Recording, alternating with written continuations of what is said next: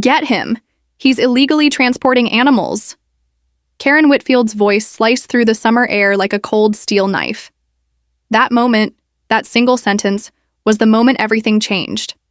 The peaceful evening exploded into chaos. Sirens wailed in the distance. Blue and red lights bathed my pickup truck, flickering off the shiny backs of fat carp jumping in my transport tanks. My name is Marcus Chen, and I had just become the villain in a story I didn't know I was part of, but Karen, she had no idea what she had just started. The neighborhood had gathered, lawn chairs left to tip in the breeze, porch lights flicked on, cell phones raised like torches. I was the show tonight, a man accused of stealing fish from a community lake. But what Karen didn't know, what none of them knew, was that the water those fish came from belonged to me. She was picking a fight with the one person who could turn this entire oasis into dust. Let me back up. Just an hour before, it had all been simple. I was wrapping up a routine transfer, moving a fresh haul of carp from Clearwater Lake to my small fish farm at the edge of Meadowbrook Estates. The sun was low, spilling gold across the water, and the breeze smelled like damp pine and clean mud. After 30 years in hydraulic engineering, I had traded pipelines and power ties. For peace and pond filters, the shift felt right. Like I'd finally stopped pretending. I'd inherited my grandfather's old farm after he passed. A quiet patch of land barely clinging to the edge of an HOA that took itself far too seriously. I didn't belong there, and the neighborhood made sure I knew it. Every lawn looked like a showroom, every fence the same HOA-approved shade of pale conformity. I was securing the last tank when I heard her, heels clacking on the sidewalk like she was heading into a courtroom. A mob behind her, and Karen Whitfield, HOA president and self-proclaimed defender of suburban order, coming straight at me like a storm in pearls. What exactly do you think you're doing with those fish? Her voice was sharp, polished, practiced, the kind that could get someone evicted over an improperly aligned mailbox. I glanced at my pickup. One of the bigger carp, I'd named him Houdini, was belly-flopping wildly in the tank, splashing water into the crowd. Another darted behind the filtration tube, playing peekaboo with the neighborhood kids. It could have been funny if Karen's face hadn't looked like she was preparing to call in a SWAT team. I took a breath, wiped my hands on my jeans. Evening, Mrs. Whitfield. Just transporting some carp to my farm. I've got permits, if you'd like to see them. I reached calmly into my glove box and handed over the folder. Fishing license, transport documentation, state aquaculture approval. All perfectly legal. I watched her eyes flick across the pages. Without really reading, her jaw tightened. Permits or not, this lake is HOA property, she snapped, and no one removes anything without our written consent. Not fish, not algae, not a single drop of water. Behind her, the crowd murmured. Janet Morrison, yoga instructor and professional panic button, looked on the verge of tears. Bill Hartwell, the retired vet who once fined me for leaving my garbage bin visible for 8 minutes, stood like he was weighing whether to call in air support. And then the sirens arrived.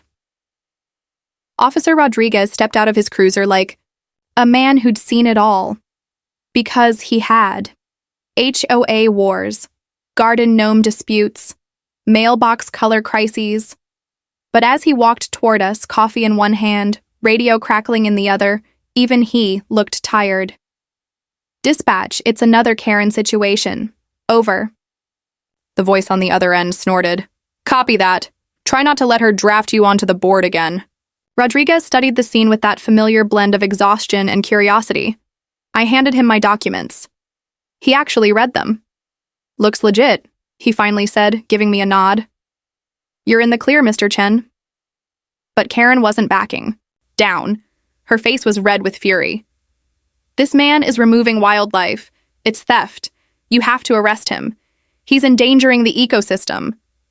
I reached into the tank just in time to catch Houdini mid-escape and dropped him back with a splash. Somewhere, someone laughed. I didn't. Karen was holding a water bottle. The label caught my eye.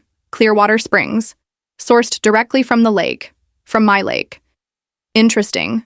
I filed that detail away. What Karen didn't realize was that This was never about fish. What she had just triggered was something bigger than any neighborhood dispute. Bigger than HOA meetings and fine notices and Facebook complaints. She thought she was dealing with some naive farm guy dragging invasive species out of her precious pond. She didn't know about the contracts. She didn't know about the water rights. She didn't know my grandfather had built the very system this neighborhood lived on, decades before Meadowbrook Estates even had a name, and she definitely didn't know that her little stunt had just activated the one card I hadn't planned to play. Officer Rodriguez returned the permits and muttered, "Try to avoid lake drama next time." I smiled. "I'll do my best." As he walked away, Karen stepped forward, voice lower now, more personal. "You're not welcome here, Mr. Chen." I looked her straight in the eye. "You might want to read your community's water contract. I think you'll find I've always been here." She blinked. Just once. That flicker of doubt, the first crack in the wall she'd built around her perfect little kingdom, and that was when I knew. This wasn't just a misunderstanding. This was war. And Karen had no idea she'd just started it, on my land. And with my water. But before I explain how she nearly lost everything, and why the entire community would soon rally behind the man they once called a thief, let me take you back. 3 months earlier. When a dusty box in my grandfather's workshop changed everything. Why would someone build a secret vault just for old water rights? That was the question echoing in my mind the night I discovered the lockbox. It had been 2 weeks since Karen accused me of stealing fish from the lake. 2 weeks since sirens screamed through Meadowbrook Estates, and my name became the neighborhood's latest whispered controversy. But while the gossip simmered, I was inside my grandfather's old workshop, peeling back layers of time, and finding truths no one was ready for. The farm itself had always been a mystery, a tranquil place on the edge of town, where the land met the lake and the past felt like it was still breathing. I'd inherited it after my grandfather passed, a man everyone called quiet, private, maybe even a little odd. But he'd raised me after my parents died. And in that old workshop, I could still smell him.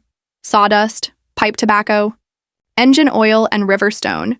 I wasn't supposed to find it. The false bottom in the desk drawer. But something was off. The weight. The way it slid back too easily. When I pulled the drawer out entirely, I found a hidden latch and a shallow cavity built into the base. Inside was an old metal lockbox blackened by time, cold and heavy like a secret buried too long. It took me almost 30 minutes to find the key, hanging behind a faded photograph tacked to the underside of a shelf. In the photo, Grandpa stood near the lake, young and proud, beside what looked like construction scaffolding and concrete trenches. I didn't understand it at first, but when I opened that box, everything changed. Inside were documents encased, in waterproof sleeves, thick manila folders marked with survey maps, official seals, handwritten notes, signed contracts. The ink was faded but legible, and what I was holding wasn't just paperwork. It was power, water extraction rights, infrastructure, deeds, engineering blueprints, legal agreements dating back to 1952, long before Meadowbrook Estates was anything more than forest and possibility. One sentence on the first document stopped me cold. The undersigned Henry Chen retains sole ownership and operational control over the subterranean freshwater network spanning parcels 3A27C for a period of 99 years. I read it again. Then again. Subterranean freshwater network. He didn't just own the land. He owned the water. Not just under the farm, but under the entire neighborhood. And suddenly, everything made sense. The pristine lawns, the lake, the clear water springs bottle Karen always carried. It all pointed to one quiet, explosive truth. They'd been drinking my grandfather's water for decades, and no one knew. I sat in that workshop for hours. The only sound was the creak of the rafters and the soft rustle of paper as I uncovered more of what Grandpa had built in silence. Water flow diagrams, environmental audits, maintenance logs from a pump station buried beneath the East Ridge. A system so old, and yet still flawless. I couldn't stop staring at the photo again. Grandpa smiling, flanked by construction crews. Behind them, what looked like the early stages of a water intake vault and filtration lines. He had built it himself, and somehow he had done it quietly, privately, away from any corporation or city planning board. That wasn't just strategy. That was foresight. It was a long time before I closed the box. My hands were trembling when I finally whispered into the quiet, "You knew." The next morning, I called Jake. Jake Morrison had been my roommate in college, now a real estate attorney who specialized in rural property law. I'd trusted him with Grandpa's estate paperwork, but I hadn't mentioned the vault. Not until now. When he pulled into my driveway, he looked like a man expecting to review boring land assessments. Reading glasses perched on his nose. Coffee in hand. That changed fast. He sat at my kitchen table, going page by page through the documents, and his eyes just kept getting wider. After an hour, he looked up like he'd seen a ghost.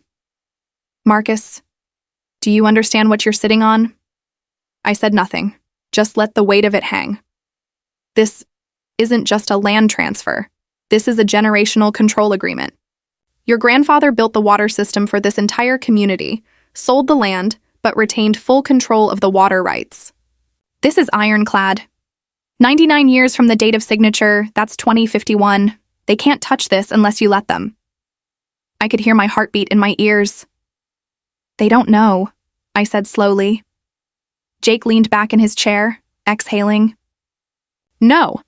And if they did, they'd be handling you very differently. Trust me."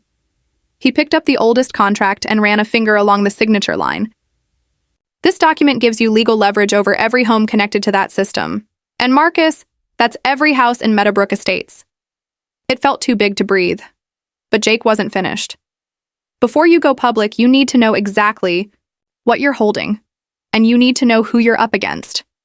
That's when he called in someone else. Betty Chen, 82 years old, and still sharp enough to break a contract with her pinky finger. She'd been Grandpa's bookkeeper for 30 years.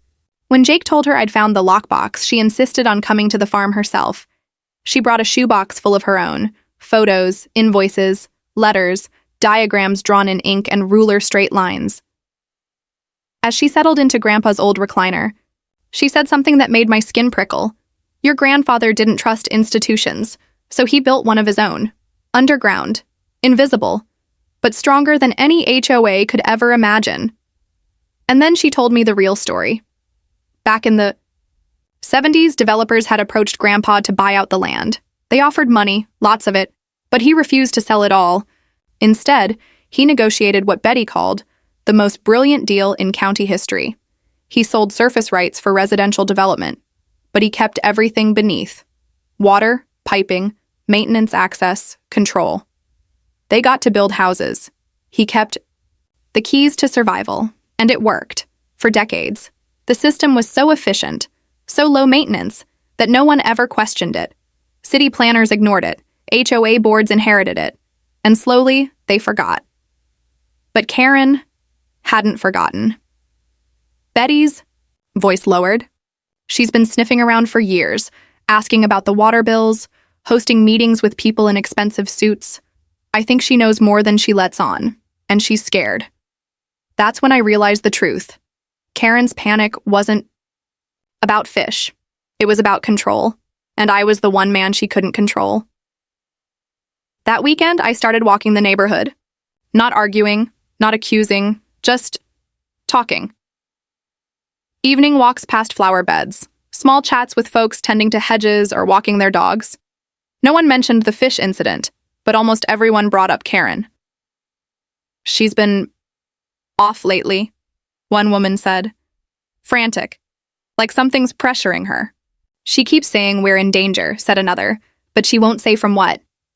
And then there was Harold Brennan, retired plumber, lived 3 houses down, salt-of-the-earth kind of guy who didn't say much unless it mattered. "I worked on these water lines for 30 years, he told me one afternoon, squinting toward the lake. "Never seen a system that well built. Whoever designed it knew what they were doing." I smiled quietly. Yeah, I think he did. But not everyone was so supportive. By Tuesday, I got a visit from the county veterinarian, responding to a mysterious complaint about illegal fish breeding. The guy was polite but confused.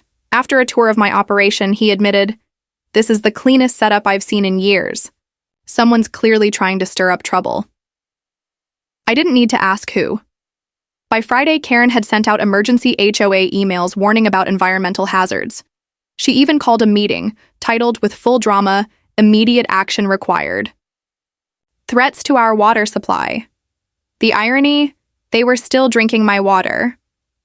As I stood at my window that night, watching neighbors gather in the community center, I realized something. This wasn't just about fish. It wasn't even about water. This was about a woman losing control over the illusion she had built.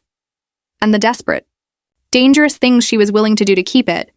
And I hadn't even played my biggest card yet, because while she was spinning panic and paranoia, I had the power to turn off every faucet in that neighborhood. And the more I looked at the blueprints, the more I wondered if I might have to. But not yet. Let her make her next move. Because when the time came, I wouldn't just defend myself. I would expose everything. "The water's out." That was the first sentence I heard that morning.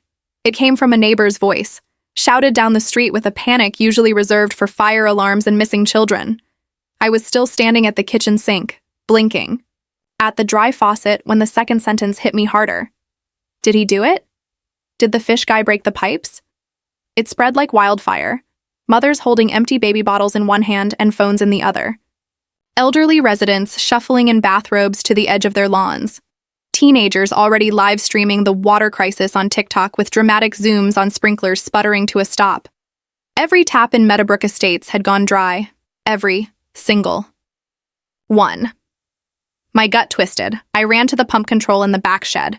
My pressure gauges read 0, not low, flatline. The entire supply line had been cut at the source. I knew it instantly because I'd rebuilt it just months ago with updated monitors and automatic flow logging. The logs showed the exact timestamp. 4:47 a.m. Somebody had shut the water off manually, in the middle of the night. By 9 a.m., the panic had metastasized into a community-wide hysteria. People were lining up at the tiny convenience store on the corner, fighting over bottled water like it was hurricane season. Karen had already blasted out an HOA-wide email titled "Environmental Contamination Emergency, Community Health at Risk." She didn't wait for evidence. She didn't wait for the city to investigate. She blamed me, by name. According to her, my fish farming operation had compromised the community's water integrity with chemical runoff and unknown biological hazards. That afternoon, the HOA sent out printed flyers. By evening, the community center was packed to the rafters with every resident in Meadowbrook, and I was enemy number 1. Karen stood at the front of the room like a battle commander before a siege.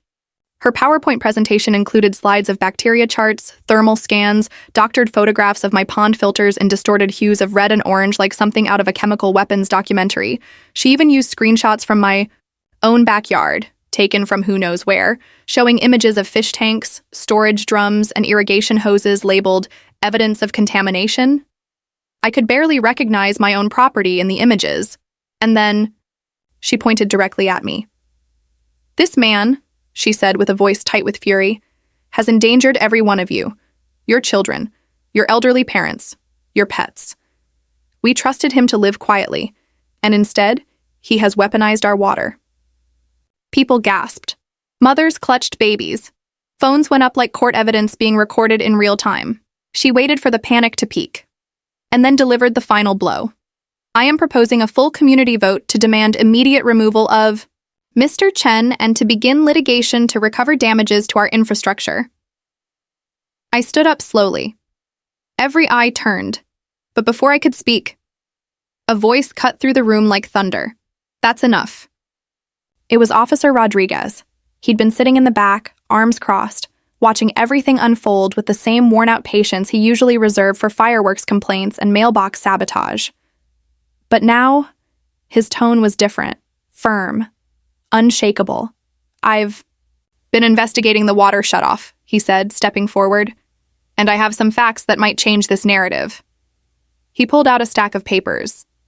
I recognized them immediately, municipal work orders. "Last night," he said clearly, "a third-party maintenance crew was hired to make routine upgrades to the piping network behind the Chen farm. That crew was paid using HOA funds, and their instructions were to sever the main supply trunk. The room froze. "What?" someone whispered. "That's not possible." Rodriguez continued, flipping the next page to reveal a signed invoice. They were told they'd be cutting off an isolated feed, but what they actually shut down was the primary line that feeds all of Meadowbrook Estates. The instructions came directly from the HOA treasurer's office, and the email authorization— he held up a printed email— was signed by President Karen Whitfield. The oxygen was ripped from the room. Karen's face went white, then red, then white. "Again, I never authorized—" Rodriguez raised a hand. "Karen, don't. We have the paper trail. We have the time-stamped request, and we have the contractor's recorded call to verify the instructions." For the first time, I saw fear in her eyes, not panic, not rage. Fear. Because the room, the very people who had just cheered her, were now looking at her like she was a stranger. Gasps gave way to murmurs. Questions started flying. She paid someone to cut the water? Wait, why would she? Wasn't she blaming him for it? Rodriguez turned toward me, gave me a slow nod, and that's when I knew it was time. I stood, walked calmly to the front, and motioned to Jake, who was already sitting in the back with a laptop and projector. We didn't need emotion, we brought evidence. The room dimmed. The first document appeared on screen. The original 1952 contract between Henry Chen and the County Water Board. Legal, signed, stamped. The second document, the infrastructure blueprint of the freshwater delivery network, marked in my grandfather's own handwriting. Third, updated surveys, maintenance logs, and the property overlays showing that every pipe feeding Meadowbrook Estates originated on my land. I turned to the crowd. My grandfather built your water supply, maintained it, protected it. He sold the land, but he kept the rights. And under the law, those rights now belong to me. I let that hang in silence, then added, "And I have never contaminated your water. What happened yesterday wasn't an accident. It was an attack, planned, executed, and funded by someone desperate to get rid of me." I didn't say her name. I didn't have to. Karen was trembling, her hands clenched into fists. Her voice broke as she tried to shout over the crowd's murmurs. "He's lying. This is all fake. He printed those contracts in his garage." But her words had no weight anymore, because the documents weren't PDFs or blurry scans. They were originals. Physical. Stamped by the county. Notarized by hand. Signed by people whose grandchildren were sitting in the very room. And the crowd knew it. I looked out over them, saw the shift happen. Saw faces that had once glared at me with suspicion, now watching Karen with something else. Betrayal. Parents pulling kids closer, elderly couples whispering, teens pausing their phones mid-record.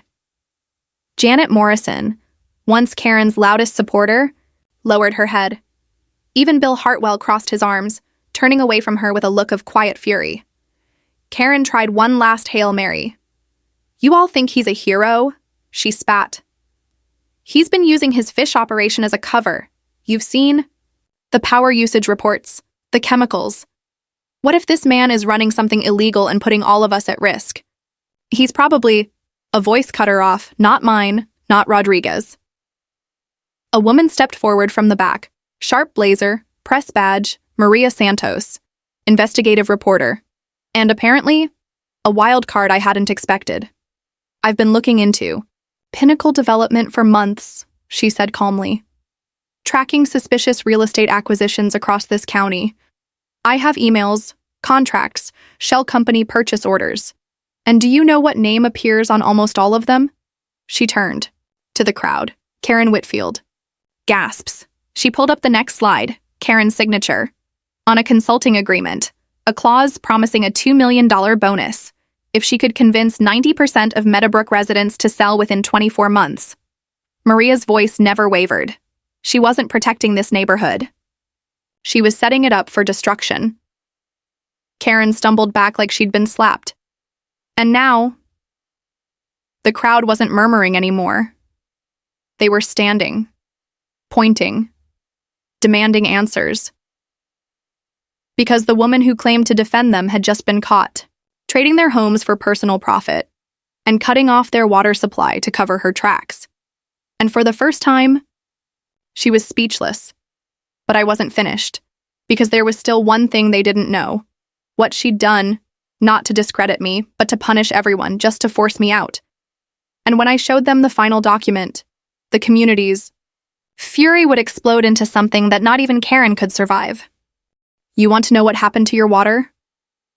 That's what I asked the crowd as I stepped forward, holding the final document in my hand. My voice was steady, not loud, not angry, just clear. Across the room, people leaned forward in their chairs. Karen looked frozen, pale, her mouth open slightly but no words coming out. The slideshow behind her, once a wall of authority, was gone now, replaced by my grandfather's old water infrastructure maps and her $2 million consulting agreement, courtesy of Maria Santos. But this last page, this was the end game. I held it up to the light. This isn't about fish, or algae, or mysterious chemicals. I paused. Not for effect, but because I needed the room to absorb it. This is a work order, paid for with your HOA funds, directing a third-party maintenance company to cut the main water trunk. Not the feed to my farm, not a service line for upgrades, the main supply pipe for the entire neighborhood. A ripple of realization passed through the room. I clicked the projector. The screen changed. There it was, a scanned PDF. Karen's signature. The wire transfer from the HOA account. The attached email with instructions. Disable the Chen feed and redirect pressure load to City Main B. Must be completed overnight. Residents will be told it's emergency contamination maintenance. Gasps. Real. Human gasps. One woman in the front clutched her toddler tighter. An older man cursed under his breath. Then I read the last sentence aloud. Avoid permanent damage if possible, but target delay of 48 to 72 hours. Community panic may accelerate.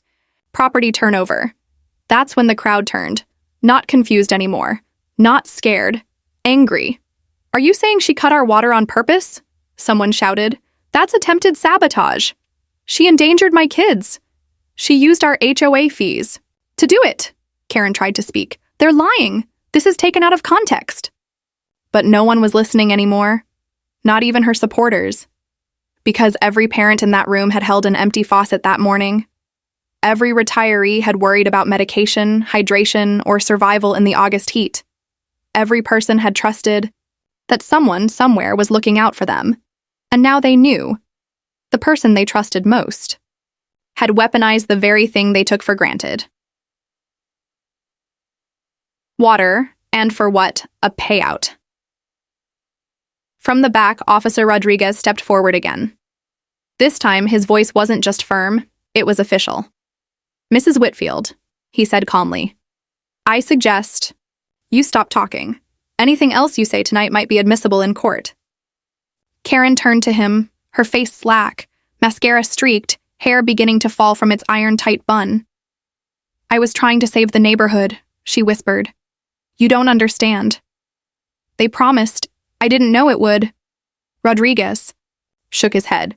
Ma'am, you instructed contractors to cut the water supply to 200 families without warning using HOA funds under fraudulent pretenses. That alone carries civil and criminal liability. The room was silent again. But not the same silence as before. This was the kind of silence you get before a verdict. I turned off the projector and looked at the people. Really looked at them. Faces.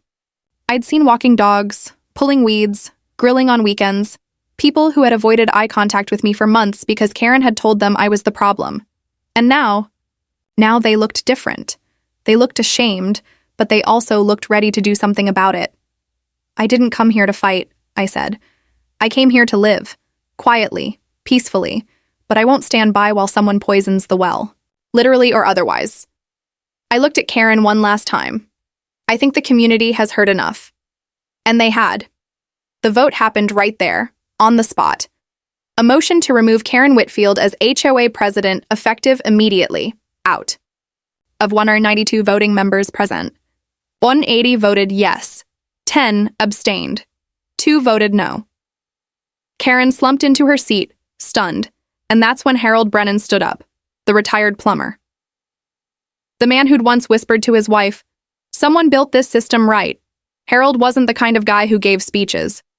But when he walked to the front, people quieted down with a respect that even Karen had never managed to command. "I've lived here 15 years, he said.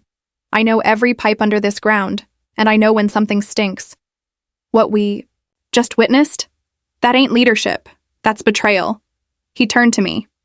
"Marcus, if you're willing, I think it's time we had a president who understands the value of keeping things running, not tearing them down." And just like that, the room erupted in applause. Me, I was speechless. I didn't want to run the HOA. I didn't want power. But I did want peace. And I wanted a community where no one ever had to wonder if the person in charge would leave their faucets dry just to make a buck. So I nodded. "Harold," I said, "I think that president should be you." Another round of cheers. This time, louder. Karen stayed seated, hollow-eyed. She didn't argue. She didn't scream. She didn't even protest the vote. She just sat there, staring at the ground, the reality sinking in. She had been removed by the very people she thought she controlled. And now, without the title, she had nothing left to hide behind. But I wasn't finished. Because despite everything, the slander, the sabotage, the weaponized panic, I had one more thing to give Karen: compassion. I walked over to her and lowered my voice so only she could hear. "I'm not pressing charges. Not yet." She looked up, startled. "But here's the deal. You come clean. You return what you took. You help repair the damage. Not just the water line, but the trust. And when it's done, you leave." Tears welled up in her eyes. I lost everything after the divorce. They offered me a way out." I nodded once. "And now I'm offering you one too." She stood up slowly, nodded to the crowd, and walked out without another word.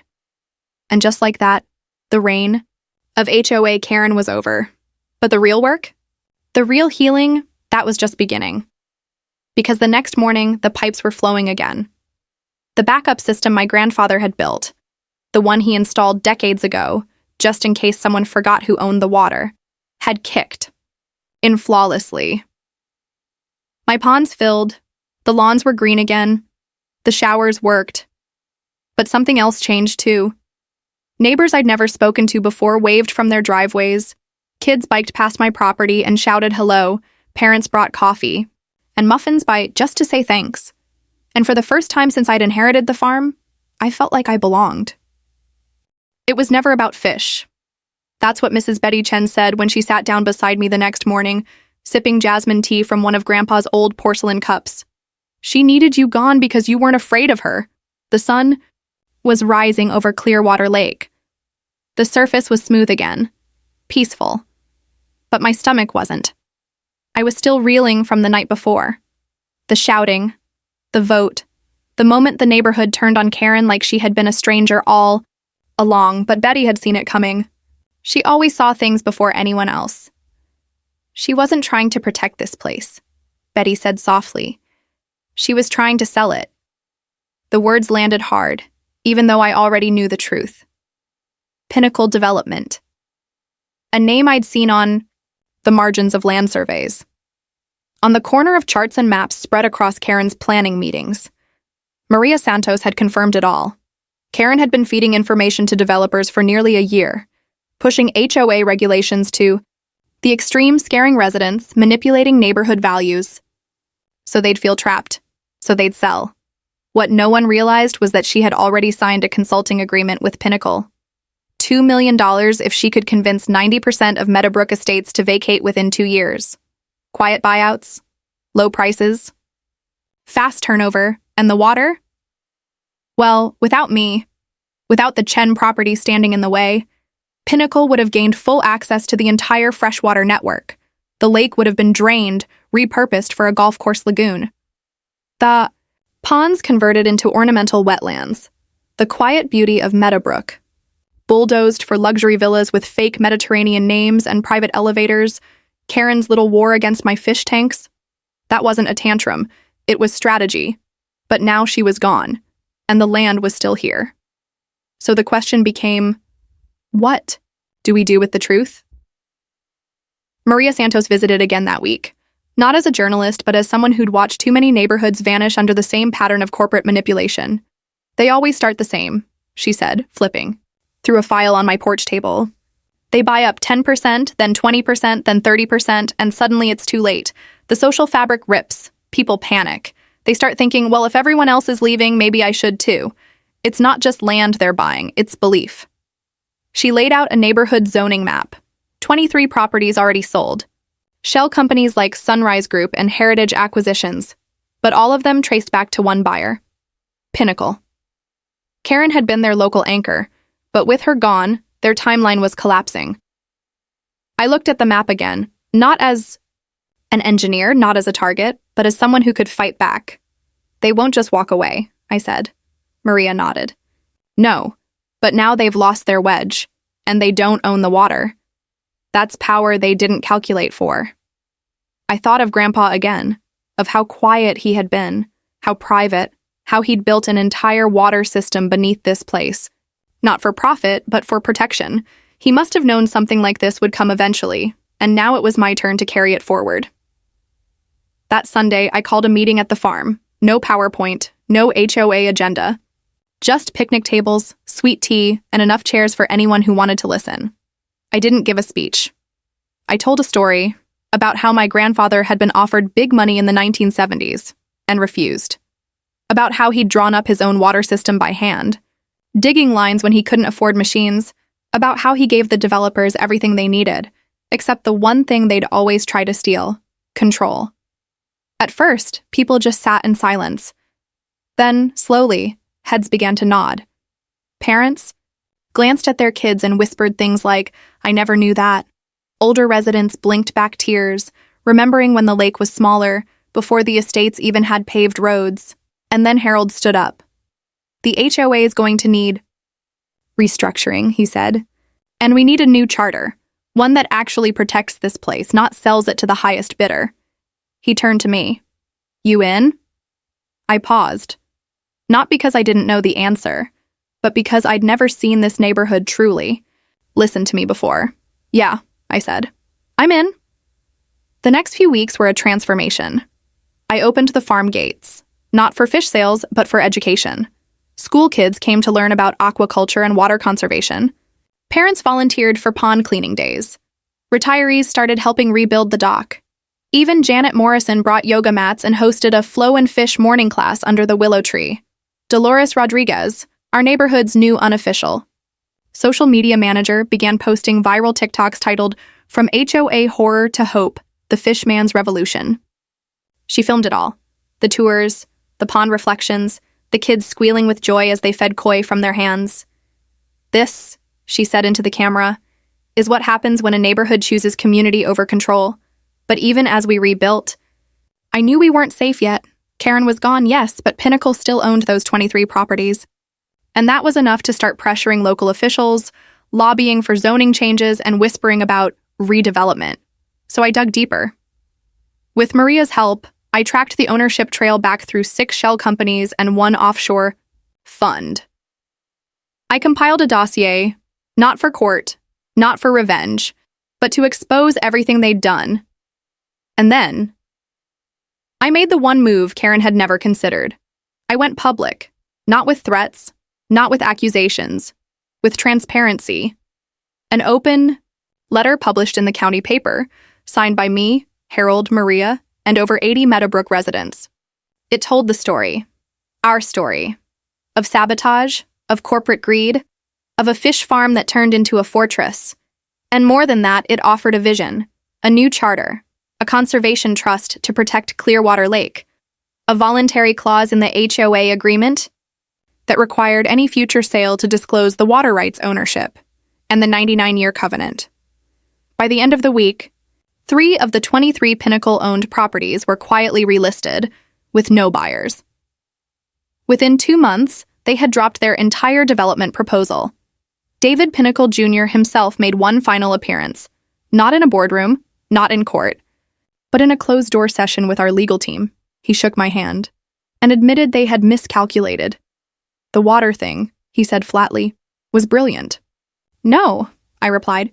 It was necessary. And with that, they walked away. 6 months later, Karen sent me an email. I almost deleted it, but something made me read it. Marcus, I've relocated. I'm working for a nonprofit now, helping small towns develop clean water systems. I think about what I did every day. I was wrong. Thank you for stopping me before I destroyed more than just a neighborhood. Karen, I stared at it for a long time, then archived it without replying. Some stories don't need sequels, they just need to end.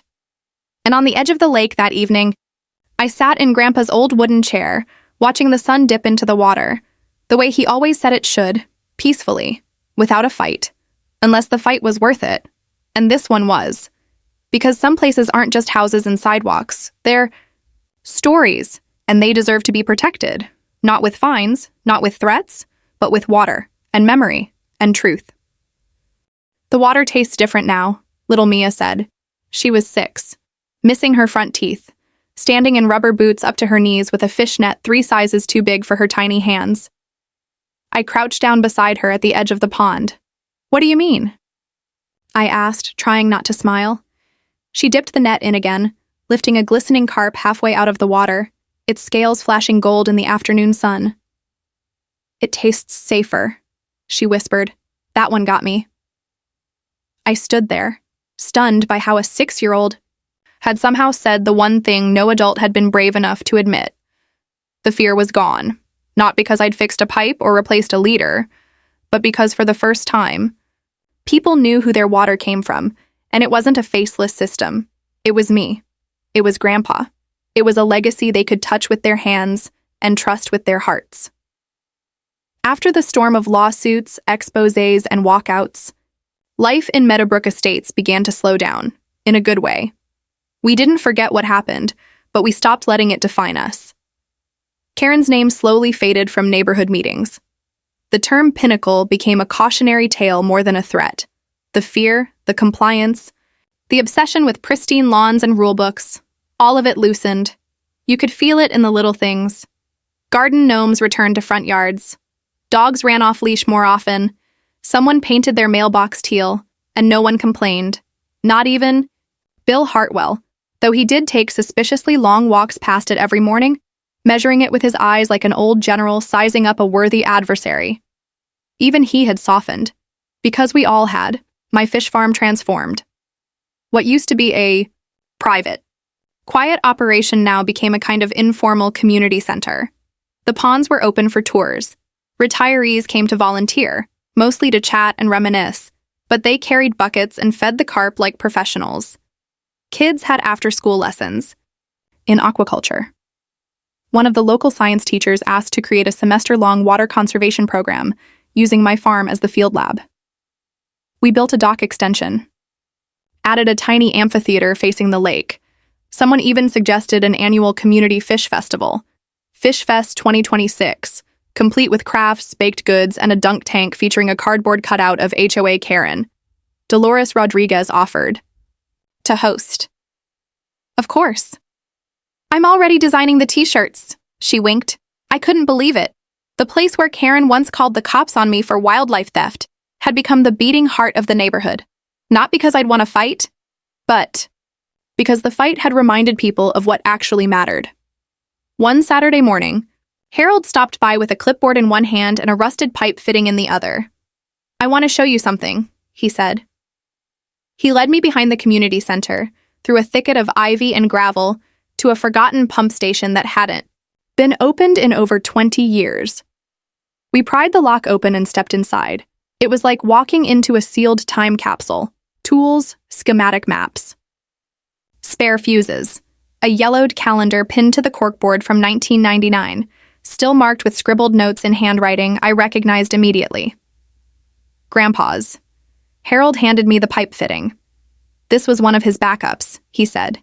He installed redundancies everywhere. Most people don't even know they exist. I turned the metal over in my hands. Grandpa had etched a number on the rim.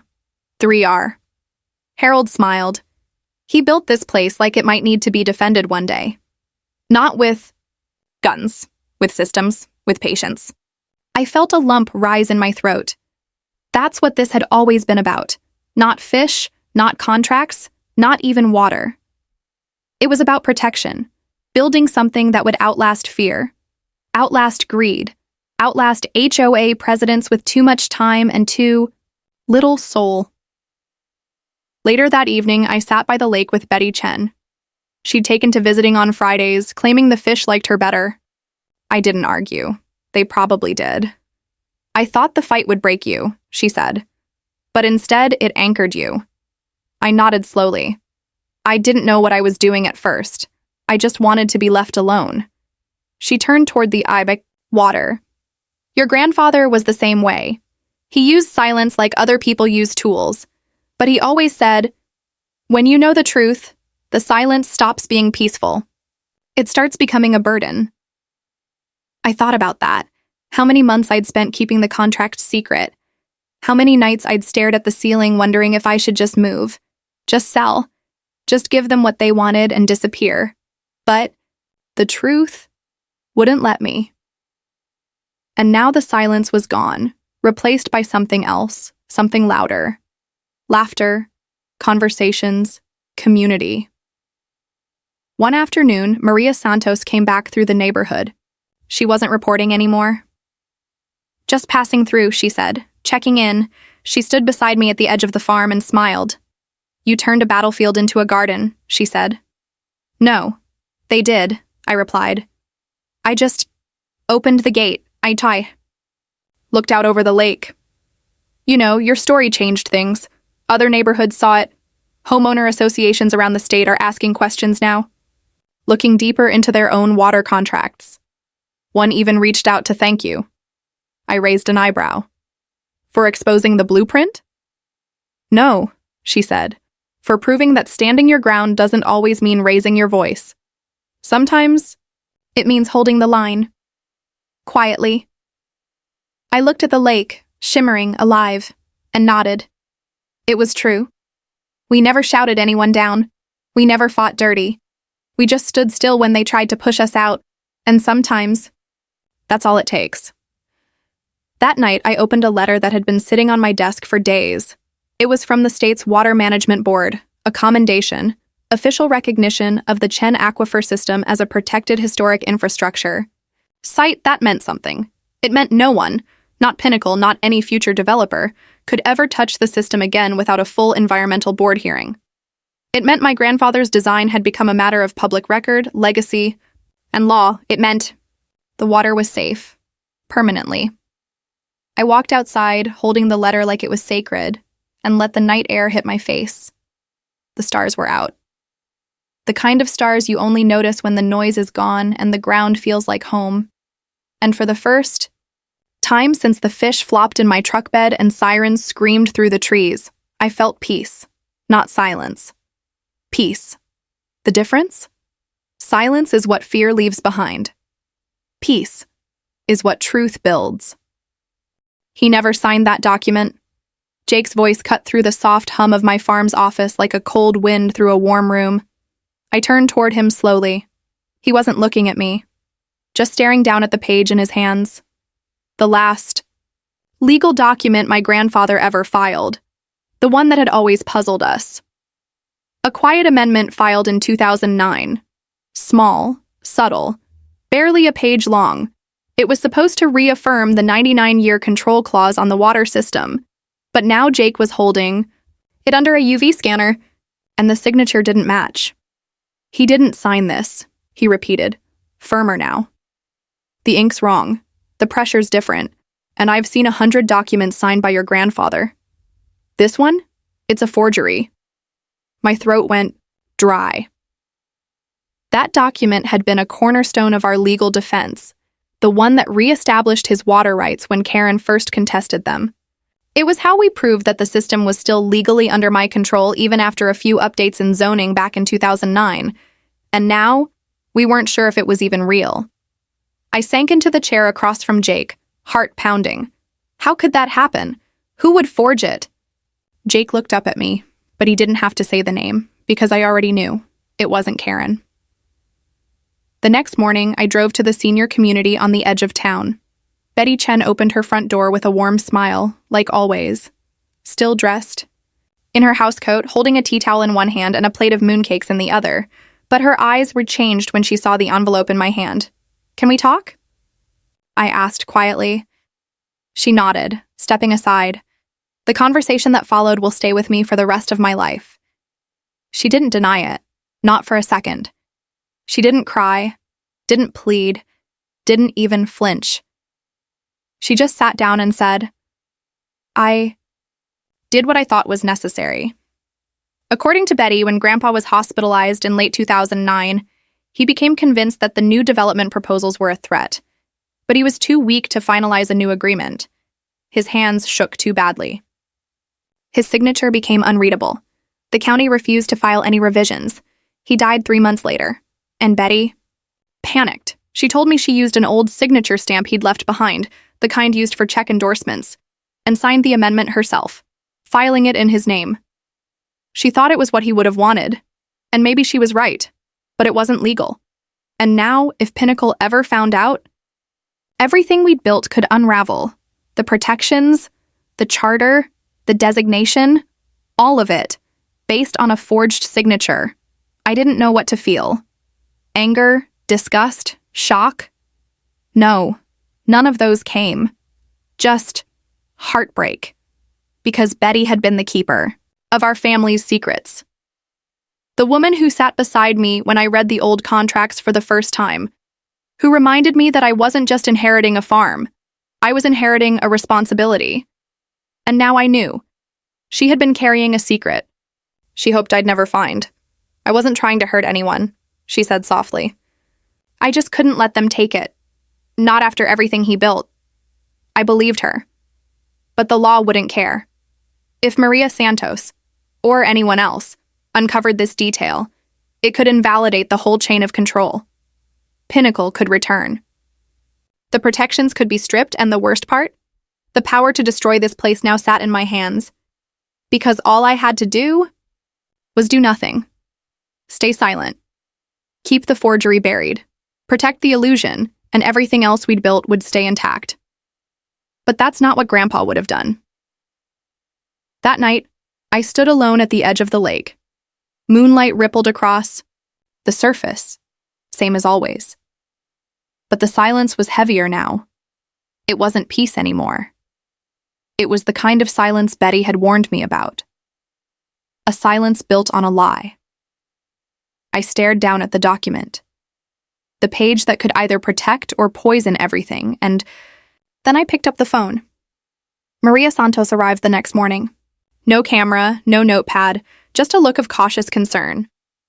I laid the document in front of her, explained everything, showed her Jake's analysis, Betty's notes, the stamp, the truth. She listened, and when I finished, she sat back and exhaled. "You sigh, know if this goes public, they'll come back," she said. "Pinnacle, the state, maybe even the feds. They'll challenge everything. They'll look at every property tied to this infrastructure and pick it apart. I know. You might lose the protections, the charter, even the historic status. I know." She looked at me, eyes searching. "So why tell me?" I paused. Because this wasn't a legal story anymore. It was a moral one. And because silence had already cost this neighborhood enough. "If we want to protect this place for the right reasons," I said, "then we have to start with the truth, even when it's inconvenient." Maria nodded slowly, then surprised me. "I'm not publishing it," she said. I blinked. "What?" "You didn't ask me to," she replied. "You told me because it mattered. Because the truth mattered. And I needed to see if you mattered. More than the power you were holding. Now I know." She stood, closing her bag. "I'll document it, file a sealed report. Quietly notify the county that you've reopened your ownership claim with full transparency. Let them deal with it internally." I couldn't speak, could barely breathe. "You built trust in this place," she said. "Don't let fear tear it back down." She left without shaking my hand. She didn't have to. The trust was already there. The following week, the county confirmed the review of all water rights documentation. They reinstated the control clauses based on cumulative record and continuous use. The 2009 amendment was nullified, but it didn't matter, because Grandpa's original 1952 contracts still stood. And now they were stronger, because they'd been tested. They'd survived not just Karen or Pinnacle or Panic, but the truth.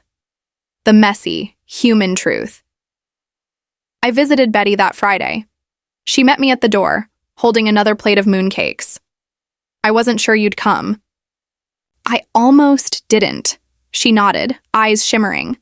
But then I remembered something, I said.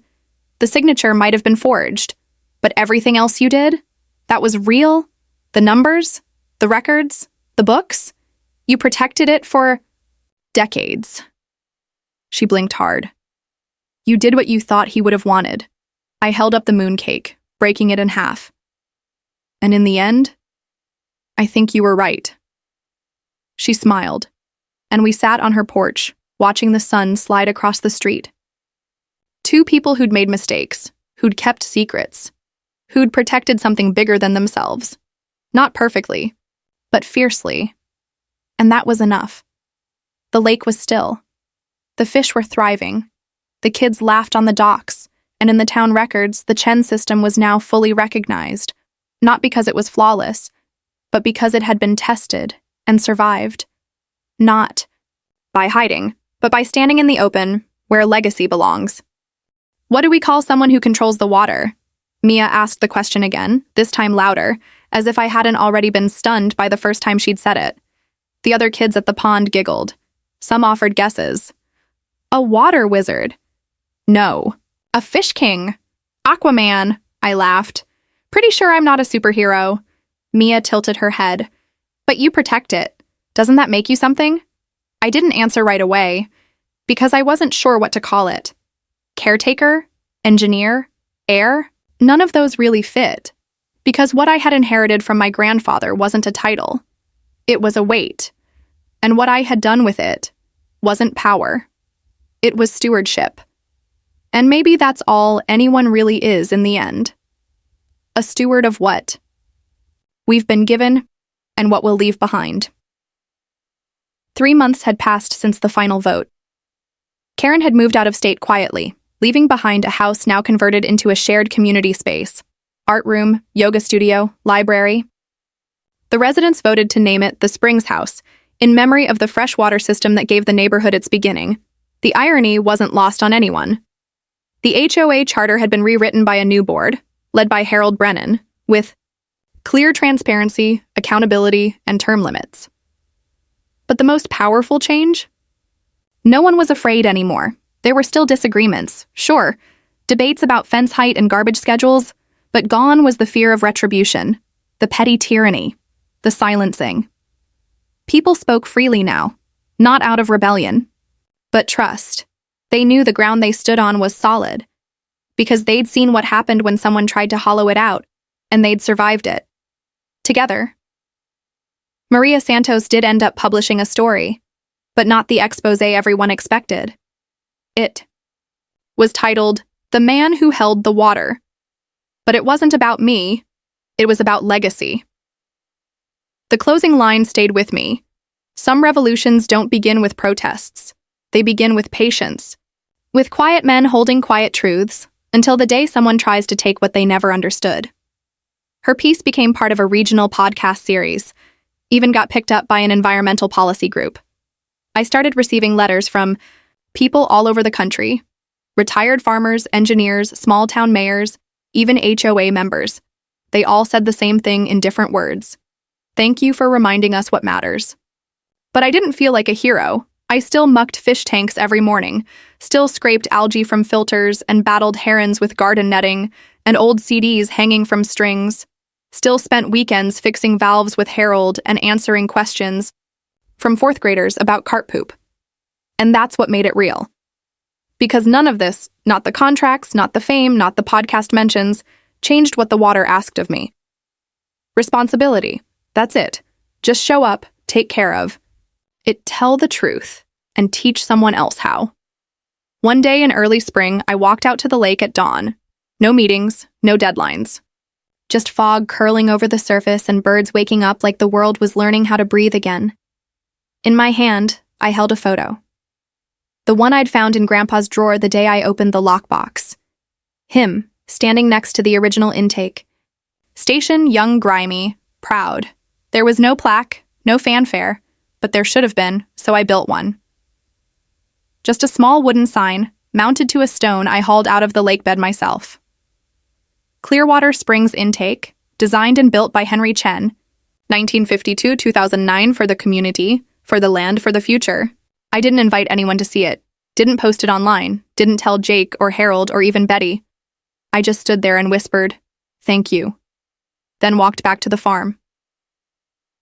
Later that week, we held our first annual Clearwater Festival, Dolores.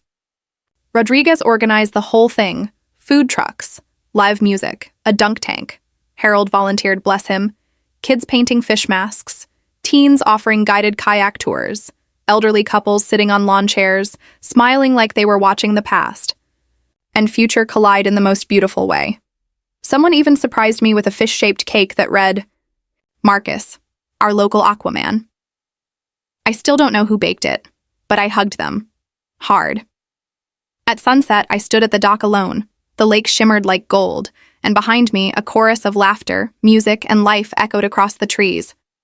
I thought about Karen, about how close she'd come to erasing it all, about how, even now, I didn't hate her, because in some strange, broken way, she reminded me what was worth protecting, and what it cost when we forget. Betty joined me at the dock a little while later. She walked slower now, but her smile was as sharp as ever. "You did it," she said. "No, we did." She squeezed my hand, then pointed toward the kids running through the grass with nets and water balloons. "They'll remember this," she said, "long after you're gone." I looked out at the lake again, quiet, strong, full. "Yes," I whispered. "They will." You ever wonder why some people hold on? Why they dig in when it's easier to walk away? It's not always about pride. Sometimes it's about memory. The memory of someone who planted something for you before you even knew you'd need it, and the knowledge that someday someone else will need you to do the same. That's what legacy is. Not a statue, not a rulebook, not a claim. Just water flowing through time held until the next hands are ready. And now the water's safe, and so is the place it touches. Because good people stood up when it counted, and because one man, who used to think he'd lost everything, remembered what it means to belong. Thank you for watching. If this story gave you a sense of justice, peace, or hope, tap that like button. And if you believe the quiet ones deserve to win once in a while, subscribe. We've got more stories to tell, because sometimes the strongest thing you can do is hold the water until someone's ready to drink. This has been an HOA story, where dignity has depth, and neighborhood drama finally gets the justice it deserves.